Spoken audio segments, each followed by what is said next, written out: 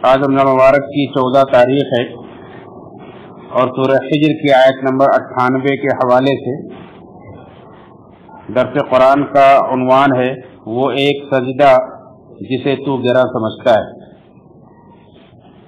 अल्लाह रब्बुल आलमीन ने नबी करीम सल्लल्लाहु अलैहि वसल्लम को हुक्म दिया, फसब्बिह बिहम्दि रब्बिका वकुम मिनस साजिदीन। ऐ नबी अपने रब की हम्द के साथ तस्बीह बयान कीजिए और सजदा करने वालों में शामिल हो जाइए, सजदा करने वालों में से हो जाइए। मुफस्सिर कहते हैं सजदा से मुराद नमाज है, नमाज कायम कीजिए। ये दरअसल इससे पहले की आयतें पढ़ेंगे तो वहाँ इस बात का बयान है कि अल्लाह के रसूल सल्लल्लाहु अलैहि वसल्लम को जब दावत व तबलीग का हुक्म दिया गया तो लोगों ने आपका मजाक उड़ाया, आपको जादूगर और पागल कहा गया और तरह तरह से आपको सताया गया, दुख दिया गया, यहाँ तक कि अल्लाह के नबी सल्लल्लाहु अलैहि वसल्लम उसकी वजह से तंगी महसूस करने लगे। तो अल्लाह ने फरमाया कि वलक़द नअलमु अन्नका यज़ीक़ु सदरुका बिमा यक़ूलून। ऐ नबी हम जानते हैं कि जो कुछ ये लोग कहते हैं इनकी बातों की वजह से आपके अपने दिल के अंदर तंगी महसूस करते हैं, अपने दिल के अंदर तंगी पाते हैं। अल्लाह के नबी सल्लल्लाहु अलैहि वसल्लम की नबूवत से पहले की जिंदगी थी 40 साल जिंदगी, बड़ी शरीफाना जिंदगी थी। छोटे बड़े सभी आपकी इज्जत करते थे और अमीन और सादिक कहकर पुकारते थे। आपने कभी ऐसी उल्टी सीधी हरकत नहीं की कि लोगों को कहने का मौका मिले, और ना ही कभी लोगों ने आपका मजाक उड़ाया, आपको कुछ बुरा भला कहा। लेकिन जब अचानक आप दुनिया की खैरखाही के लिए खड़े हुए, एक अल्लाह की दावत, तौहीद की दावत लोगों को देने लगे, लोगों को जहन्नम से बचाने की फिक्र करते हुए जन्नत की तरफ बुलाने लगे, तो लोग आपके साथ ऐसा सलूक करने लगे जिसकी आपको तवक्को भी नहीं थी। कि जब आप पर वही नाजिल हुई और वर्क़ा बिन नौफल ने कहा कि अनकरीब आपकी कौम आपको निकाल देगी, ये फरिश्ता तो वही है जो आपके ऊपर वही लेकर आया है, जो आपसे पहले नबी ऊपर वही लाता था, और आप अल्लाह के आखिरी नबी हैं। अनकरीब एक दौर आएगा कि आपकी कौम आपको निकाल देगी। तो अल्लाह के नबी सल्लल्लाहु अलैहि वसल्लम को बड़ा ताज्जुब हुआ था, अब मुखरिजी या कौमी, क्या मेरी कौम मुझे निकाल देगी? यानी इतनी इज्जत करती है जो कौम, जो मुझे इतना चाहते हैं, वो मुझे निकाल देंगे। तो अल्लाह के नबी सल्लल्लाहु अलैहि वसल्लम को जिस बेइज्जती की तवक्को नहीं थी उसका सामना आपको करना पड़ रहा था और आप उसकी वजह से बहुत तकलीफ महसूस कर रहे थे। तो अल्लाह रब्बुल आलमीन ने उसका हल, उसका इलाज ये बतलाया कि आप अपने रब की हम्द करें, अपने रब की हम्द के साथ तस्बीह बयान कीजिए और सजदा कीजिए, यानी आप नमाज कायम कीजिए। और आप देखेंगे कि अल्लाह के नबी सल्लल्लाहु अलैहि वसल्लम को जब भी कोई घबराहट होती थी तो आप नमाज के लिए खड़े हो जाते थे। यही नहीं बल्कि दूसरे मकामात भी अल्लाह रब्बुल आलमीन ने इसका यही हल बताया है, जैसा कि सूरह क़ाफ के अंदर फरमाया फस्बिर अला मा यक़ूलून वसब्बिह बिहम्दि रब्बिका क़ब्ल तुलूइ शम्स व क़ब्ल अल-ग़ुरूब। कि ऐ नबी ये लोग जो कुछ बातें आपके खिलाफ कहते हैं आप उस पर सब्र कीजिए और अपने रब की हम्द के साथ तस्बीह बयान कीजिए, सूरज शुरू होने से पहले, सूरज ग़ुरूब होने से पहले, व मिनल लैली, और रात के वक्त भी, फसब्बिह व अदबार अस्सुजूद, और सजदों के बाद भी आप अल्लाह की तस्बीह बयान कीजिए। तो अल्लाह रब्बुल आलमीन ने नबी करीम सल्लल्लाहु अलैहि वसल्लम को उसका एक ही हल बतलाया कि आप नमाज की पाबंदी करें, नमाज कायम करें और नमाज के बाद भी अल्लाह की तस्बीह बयान करते रहें, यही उसका हल है। बल्कि अल्लाह रब्बुल आलमीन ने तमाम किस्म की परेशानियों का हल यही बतलाया है कि नमाज के जरिए से अल्लाह से मदद तलब करो। तमाम मोमिनों को भी अल्लाह रब्बुल आलमीन ने नुस्खा दिया है, या अल्लज़ीना आमनू इस्तईनू बिस्सब्रि वस्सलाह इन्नल्लाहा मअस साबिरीन।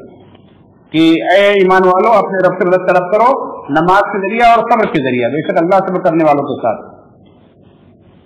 तो ये नमाज कोई मामूली चीज नहीं है।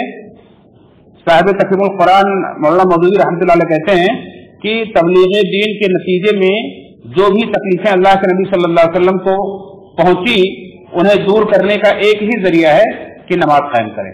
इसलिए आप देखेंगे कि नमाज शुरू से ही इस्लाम में दाखिल है और शुरू सबसे पहले नमाज ही है जो अल्लाह रब्बुल आलमीन ने दिया है, ताकि जिसके जरिए से आपका रास्ता अपने रब से जुड़ा रहे और अपने रब से मदद पाते रहें।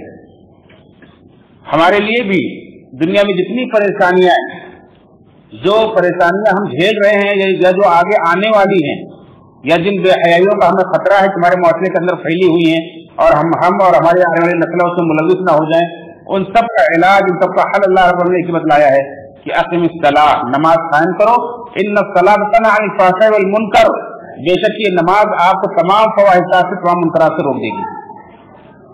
ये नमाज हमें तमाम फ़वाहिश मुनकरात से रोकती है, वही हमें तमाम परेशानियों को दूर करने वाली भी है, हमारे गुनाहों को बख्शने वाली भी है। तो ये नमाज सबसे अहम तरीन जरिया है दुनिया की तमाम परेशानियों को दूर करने का। अल्लाह के रसूल सल्लल्लाहु अलैहि वसल्लम को फरमाया कुर्रतु ऐनी फी सलाह, मेरी आंखों की ठंडक नमाज के अंदर रखी गई।